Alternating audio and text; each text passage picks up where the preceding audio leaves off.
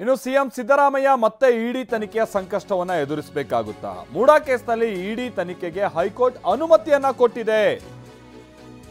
DB Natesh ಹೇಳಿಕೆ ಆಧರಿಸಿ ತನಿಖೆಗೆ ಕೋರ್ಟ್ ಅನುಮತಿಯನ್ನ ಕೊಟ್ಟಿದೆ. ಇತರೆ ಆರೋಪಿಗಳ ವಿರುದ್ಧವೂ ತನಿಖೆಗೆ ಕೋರ್ಟ್ ಅನುಮತಿ ಕೊಟ್ಟಿದೆ. ಹೈಕೋರ್ಟ್ ವಿಭಾಗೀಯ ಪೀಠದಿಂದ ತನಿಖೆಗೆ ಅನುಮತಿ ಸಿಕ್ಕಿದೆ. ನಟೇಶ್ ವಿರುದ್ಧದ ಸಮನ್ಸ್ ರದ್ದು ಆದೇಶಕ್ಕೆ ತಡೆ ಇಲ್ಲ ಅನ್ನುವಂಥದ್ದು ಕೂಡ ಗೊತ್ತಾಗ್ತಾ ಇದೆ. ಓಕೆ, ವಿಚಾರ ಏನು ಅಂತಂದ್ರೆ, ನಟೇಶ್ ಅವರು ಹಿಂದೆ ಇಡಿ ವಿರುದ್ಧವಾಗಿ ಹಲವು ಸ್ಟೇಟ್ಮೆಂಟ್ಗಳನ್ನ ಮಾಡಿದ್ರು. ಬಟ್ ಅದಾದ ನಂತರದಲ್ಲಿ ಇಡಿ ನನ್ನನ್ನ ವಿಚಾರಣೆಗೆ ಒಳಪಡಿಸುವಂತ ಕ್ರಮ ಸರಿಯಲ್ಲ ಅಂತ ಹೇಳ್ಕೊಂಡು ನಟೇಶ್ ಕೋರ್ಟ್ ಮೊರೆ ಹೋಗಿರ್ತಾರೆ. ಒಂದು ಹಂತದಲ್ಲಿ ಅವರಿಗೆ ತಾತ್ಕಾಲಿಕವಾದಂಥ ರಿಲೀಫ್ ಕೂಡ ಸಿಕ್ಕಿತ್ತು.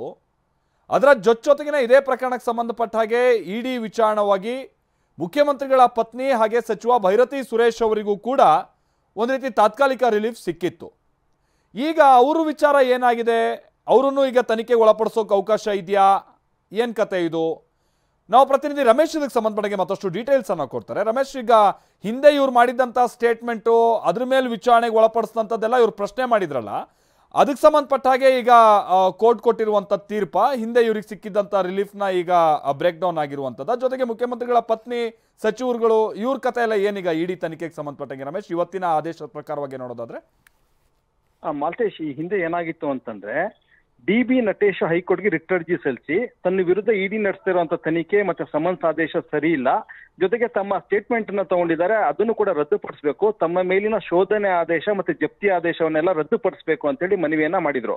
ಹೈಕೋರ್ಟ್ ಏಕಸದಸ್ಯ ಪೀಠ ಅದನ್ನ ಪರಿಗಣಿಸಿ ಅವರ ಪರವಾದಂತ ಒಂದು ಆದೇಶವನ್ನು ಕೊಟ್ಟಿತ್ತು. ಅಂದ್ರೆ ಡಿಬಿ ನಟೇಶ್ ಅವರ ವಿರುದ್ಧದ ಸಮನ್ಸ್ ಅನ್ನ ರದ್ದುಪಡಿಸಿತ್ತು, ಜೊತೆಗೆ ಅವರ ಸ್ಟೇಟ್ಮೆಂಟ್ ಅನ್ನ ಕೂಡ ರದ್ದುಪಡಿಸಿತ್ತು, ಶೋಧನೆ ಆದೇಶ, ಜಪ್ತಿ ಆದೇಶ ಎಲ್ಲವನ್ನು ಕೂಡ ರದ್ದುಪಡಿಸಿತ್ತು.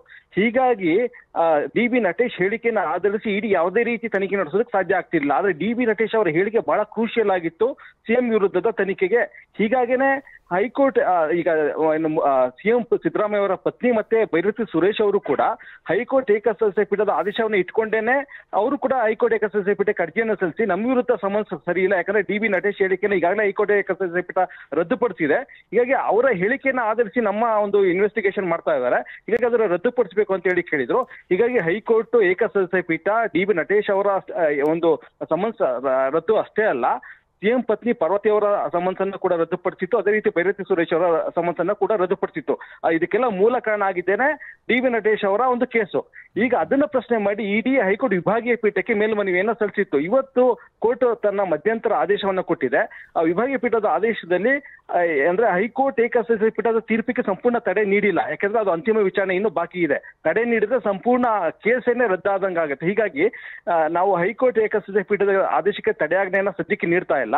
ಆದರೆ ಈಗ ಏನು ಡಿಬಿ ನಟೇಶ್ ಅವರ ಹೇಳಿಕೆಯನ್ನು ಆಧರಿಸಿ ತನಿಖೆಯನ್ನ ನಡೆಸೋದಕ್ಕೆ ಏಕಸದಸ್ಯ ಪೀಠ ಆದೇಶ ನೀಡಿತ್ತು, ತನಿಖೆ ನಡೆಸಬಾರ್ದು ಅಂತ ಹೇಳಿ, ಅದನ್ನ ಕೋರ್ಟು ಅದನ್ನ ಮಾರ್ಪಾಡು ಮಾಡಿ ಇವಾಗ ಅವರ ಹೇಳಿಕೆಯನ್ನು ಆಧರಿಸಿ ಎಲ್ಲಾ ರೀತಿಯಾದಂತಹ ತನಿಖೆಯನ್ನು ನಡೆಸಬಹುದು, ಮತ್ತೆ ಇತರ ಆರೋಪಿಗಳ ವಿರುದ್ಧ ಏನೇನು ತನಿಖೆ ಇದೆ ಅದನ್ನ ನಡೆಸಬಹುದು ಅಂತೇಳಿ ಅನುಮತಿಯನ್ನ ಕೊಟ್ಟಿದೆ. ಹೀಗಾಗಿ ಇದು ಒಂದು ರೀತಿ ಸಿಎಂ ಸಿದ್ದರಾಮಯ್ಯ ಅವ್ರಿಗೂ ಕೂಡ ಸಂಕಷ್ಟ ಎದುರಾಗಿದೆ, ಯಾಕಂದ್ರೆ ಇತರ ಆರೋಪಿಗಳ ವಿರುದ್ಧ ತನಿಖೆಯನ್ನು ನಡೆಸಬಹುದು, ಡಿಬಿ ನಟೇಶ್ ಅವರ ಹೇಳಿಕೆಯನ್ನು ಆಧರಿಸಿ ತನಿಖೆಯನ್ನು ನಡೆಸಬಹುದು, ಮತ್ತೆ ಅವ್ರ ಮನೆಯಲ್ಲಿ ಸಿಕ್ಕಂತ ದಾಖಲೆಗಳನ್ನ ಆಧರಿಸಿ ಕೂಡ ತನಿಖೆಯನ್ನು ನಡೆಸಬಹುದು ಅಂತೇಳಿ ಹೈಕೋರ್ಟ್ ವಿಭಾಗೀಯ ಪೀಠ ಸ್ಪಷ್ಟನೆಯನ್ನ ನೀಡಿರೋದ್ರಿಂದ ಈಗ ಎಲ್ಲಾ ಆರೋಪಿಗಳು ಕೂಡ ಸಂಕಷ್ಟ ಎದುರಾಗಿದೆ. ಇನ್ನ ಸಿಎಂ ಸಿದ್ದರಾಮಯ್ಯ ಅವರ ಪತ್ನಿ ಮತ್ತೆ ಭೈರತಿ ಸುರೇಶ್ ಅವರ ಕೇಸ್ಗೆ ಸಂಬಂಧಪಟ್ಟಂಗೆ ಇಡಿ ಈಗಾಗಲೇ ಮೇಲ್ಮನವಿಯನ್ನ ವಿಭಾಗೀಯ ಪೀಠಕ್ಕೆ ಸಲ್ಲಿಸಿದೆ. ಅಲ್ಲೇನಾದ್ರೂ ಆದೇಶ ನೀಡಿದ್ರೆ, ಅಂದ್ರೆ ಈ ಸಮನ್ಸ್ಗೆ ಏನಾದ್ರು ತಡೆ, ಅಂದ್ರೆ ಹೈಕೋರ್ಟ್ ಏಕಸದಸ್ಯ ಪೀಠದ ಆದೇಶಕ್ಕೆ ಏನಾದ್ರು ತಡೆ ನೀಡಿದ್ರೆ ಆಗ ಮತ್ತೆ ಅವರು ಇಡಿ ತನಿಖೆಯನ್ನು ಎದುರಿಸಬೇಕಾಗತ್ತೆ.